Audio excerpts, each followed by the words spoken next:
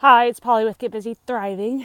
I'm out here enjoying some of my hills in San Luis Obispo, doing some training, and I'm dedicating this video to a friend and a fan, Lorena. And Lorena's having some trouble. She's been struggling with those voices in her head, those voices in all of our heads that, beat us down. Sometimes I've written blog posts about Miss Perfect. She's just got it all figured out for me. She's got the best guy, the best figure, the best clothes, the best job, whatever, you name it. Like, she's got everything figured out. Her house is the cleanest, her car looks the best. And, her standards, just when I compare myself to her standards, or whatever that inner voice is that wants to beat you up, you don't feel good, right? And Lorena, I want to suggest to you, you've been talking about time over time, kind of tuning back into those voices. And what I want you to know is it's a frequency. So thought comes and goes, but it never disappears, right? And we tune into frequencies in our life. We're like a tuning mechanism. Our bodies are basically magnets or pick up on frequencies. So what I want to invite you to is to recognize that all you're doing is tuning into an old station that doesn't make you feel good, and you know it. And so it's good that you recognize, like, oh, wait a minute. There those thoughts are again. And you're just tuning into an old station. And it takes practice and it takes intention.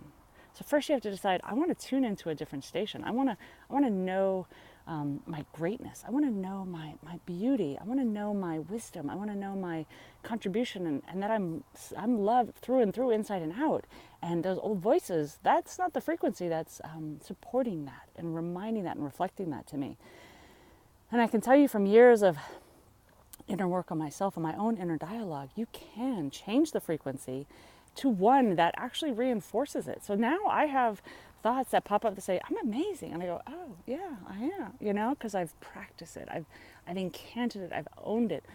I've decided and I've chosen, and I've focused enough time, and I've worked.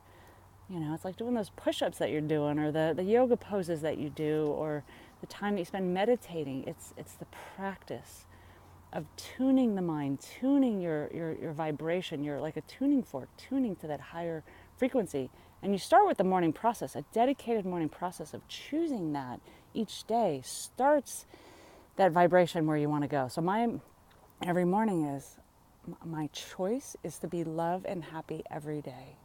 And some days I'm on top of that, it's badass. Some days on top of that, it's get shit done day. But it's always love and happy. It's like the essence of what I start my day with. So I encourage you to create a morning process for yourself that tunes you to what you most want each day. That's the first step. Like, that alone for 30 days, transformational. Changed my life about 5 years ago. Totally changes people's lives when I introduce them to it. I encourage you, if you don't already have that, get up earlier, whatever you're going to have to do. Listen to inspiration, journal, whatever it feels like for you. Find that place. And then day in, day out, set reminders, put Post-its up.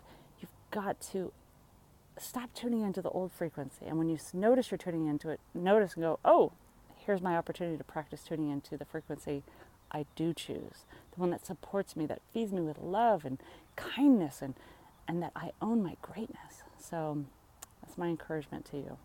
I wish you the best.